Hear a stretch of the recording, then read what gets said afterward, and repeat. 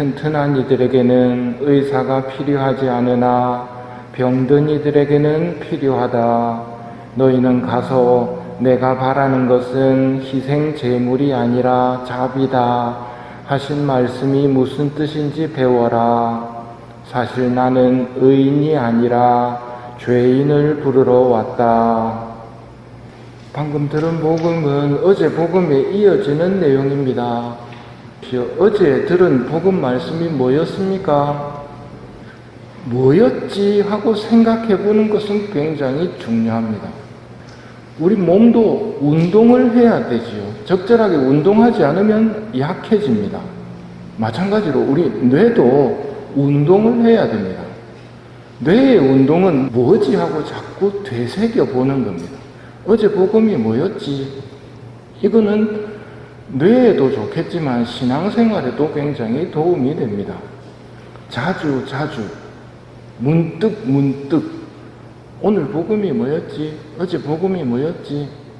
예수님의 말씀 중에 나한테 와닿았던 부분이 어디지? 하고 생각하는 습관을 가지시기를 권해드립니다. 중풍병자에게 예수님께서 얘야 용기를 내어라 너는 죄를 용서받았다 하는 말씀을 주셨지요. 중풍병자는 병 고치러 왔습니다. 병 고치러 온 사람한테 왜 너는 죄를 용서받았다라고 말씀하시는가? 예수님에게는 일하는 순서가 있습니다. 이 순서는 매우 중요하고 우리들도 배워야 하는 겁니다. 예수님에게 첫 번째 순서는 천국과 지옥 중에서 지옥으로 가고 있는 사람 천국으로 옮겨 놓는 게 첫 번째 일입니다. 그게 가장 급한 일입니다. 그럼 뭐 때문에 지옥 갑니까? 죄 때문입니다. 중풍 때문에 지옥 가지는 않습니다. 중풍병자는 죄 때문에 지옥을 갑니다. 그래서 너는 죄를 용서받았다라고 말씀하시면서 우선 천국으로 옮겨놓고 그 다음 병을 고쳐주십니다. 육신의 치유는 두 번째였다는 말입니다. 이걸 잘 새겨놓지 않으면 우리도 이방민족처럼 뭐 먹을까, 뭐 마실까, 뭐 입을까만 고민한단 말입니다. 그게 필요 없다는 말이 아니었죠. 먼저 하느님의 나라와 하느님의 뜻을 구하라고. 그러면 다른 것들, 뭐 먹고 뭐 마시고는 아버지께서 곁들여 주실 거라고. 이게 우리의 믿음이거든요. 그래서 순서가 중요합니다. 예수님이 보여주시는 그 순서를 잘 기억하고 우리도 따라해야 됩니다. 오늘은 마테오에게 나를 따라라 하고 부르시고 마테오가 따릅니다. 예수님께서 집에서 식탁에 앉게 되셨는데 많은 세리와 죄인도 와서 예수님과 제자들과 함께 자리를 합니다. 그것을 보고 바리사이들이 당신네 스승은 어째서 세리와 죄인들과 함께 음식을 먹는 것이요 하고 말합니다. 이제 새겨야 할 예수님의 말씀. 튼튼한 이들에게는 의사가 필요하지 않으나 병든 이들에게는 필요하다. 사실 나는 의인이 아니라 죄인을 부르러 왔다. 예수님은 어둠과 죽음 속에 앉아있는 이들, 절망 속에 떨어진 이들을 구하러 오신 분입니다. 우리가 조심해야 될 것은 성당 다니면서 아차 하면 바리사이처럼 변질되기 쉽습니다. 왜냐하면 나는 성당 다니고 있으니까 내가 성당을 다닌다고 해서 마치 의인인 것처럼 생각하고 있으면, 건강한 사람인 것처럼 생각하고 있으면 예수님이 필요 없는 사람이 됩니다. 그건 굉장히 위험한, 교만한 사람이 되는 길이고 지옥 가기 딱 좋은 환경이거든요. 바리사이처럼 되지 않도록 조심해야 됩니다. 바리사이는 언제나 똑똑합니다. 똑똑한 말을 합니다. 옳아 보이는 이야기들을 참 잘하는 사람들이 바리사이들입니다. 우리가 남의 뒷담화할 때 하고 굉장히 닮았습니다. 언제나 옳은 지적을 합니다. 옳기 때문에 잘못인가 아닌가 하는 성찰도 없이 남의 잘못에 대해서 이야기를 합니다. 그럼 문제가 뭡니까? 그러지 마라 그러면 내가 뭐 틀린 말 했나 하거든요. 틀린 말이 없기 때문에 당당하단 말입니다. 그 사람의 문제가 뭘까요? 내 눈에 들보는 못 보고 남의 눈에 티를 지적한다는 겁니다. 내 눈에 들보가 뭔데? 하고 묻는다면 아까 말씀드린 것, 티보다는 들보가 더 크지요. 순서가 중요합니다. 내 눈에 들보가 뭘까요? 그 사람의 잘잘못, 옳고 그름을 이야기하는 그것보다도 더 큰 게, 더 급한 게 있단 말입니다. 가장 큰 가치는 사랑입니다. 사랑은 시기하지 않고 뽐내지 않으며 교만하지 않습니다. 사랑은 무례하지 않고 자기 이익을 추구하지 않으며 성을 내지 않고 앙심을 품지 않습니다. 사랑은 모든 것을 덮어주고 모든 것을 믿으며 모든 것을 바라고 모든 것을 견디어냅니다. 덮어주는 사랑이 없다는 것을 들보가 끼게 되면 모른단 말입니다. 그러면 남의 눈에 티만 보고 이야기를 하는 겁니다. 내 말이 틀렸냐 하면서. 우리가 경계해야 될 것은 바리사이처럼 되지 않도록 해야 됩니다.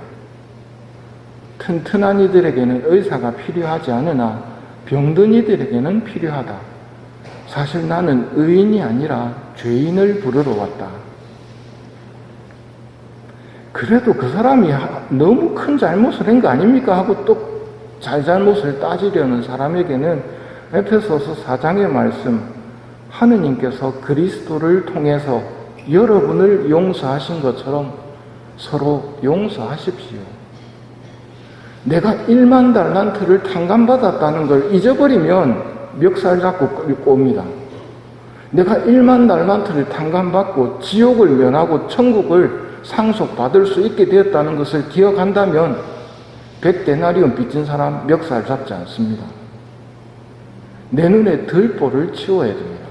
내가 입은 은혜를 기억할 줄 알아야 됩니다. 내 운동 차원에서도 이건 자주 생각하십시오. 우리가 어떻게 살아야 하는지 우리는 잘 아는 사람들입니다. 기도 생활 어떻게 해야 되고 애덕 실천도 어떻게 해야 하는지 아는 사람들입니다. 문제는 어제 복음의 중풍병자처럼 몸이 말을 듣지 않습니다. 마음은 하고 싶은데 몸이 따라오지를 않습니다. 어떨 때는 마음도 내 말을 듣지 않습니다. 용서해야 되는데 얄미워 죽겠거든요. 그런 우리가 해야 할 일은 서로 부족한 우리끼리 서로 기도해 주는 겁니다. 그게 하느님의 뜻입니다. 서로 기도해 주는 모습이 어제 중풍병자를 데리고 예수님께 갔던 그 사람들의 모습이 되는 겁니다. 서로 그렇게 해야 됩니다. 서로 중풍에 걸린 사람을 예수님 앞으로 데리고 가는 일에, 그 봉사의 일에 나도 동참을 해야 한다는 말입니다. 그걸 좀 기도로 표현하자면 오늘 나에게 일용할 양식을 주시고 하고 기도하는 것이 아니라 우리에게 일용할 양식을 주시고 하고 청하는 것입니다. 이게 서로 필요한 것을 구해주는 모습이거든요. 빈말로 기도하면 오늘 저에게 일용할 양식을 주시고 하고 지나가 버립니다. 빈말로 하지 마시고 무슨 말을 내가 하느님께 드리고 있는가? 그 기도를 하면서 내가 누구를 특별히 기억하면서 양식을 청해야 될 것인가?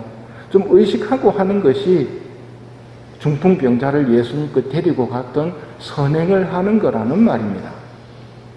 그렇게 한다면 예수님께서는 중풍병뿐 아니라 영혼의 죄까지도 고쳐주실 것입니다. 예수님은 그렇게 해주실 정도로 충분히 좋으신 분이기 때문입니다. 자신의 모습에서 문제를 발견한 다음이 중요합니다. 내가 마음은 뻔한데 말을 듣지 않고 그래서 사는 걸 보면 엉망이네. 혹은 내 마음도 용서해 주기 싫어하는 마음이네.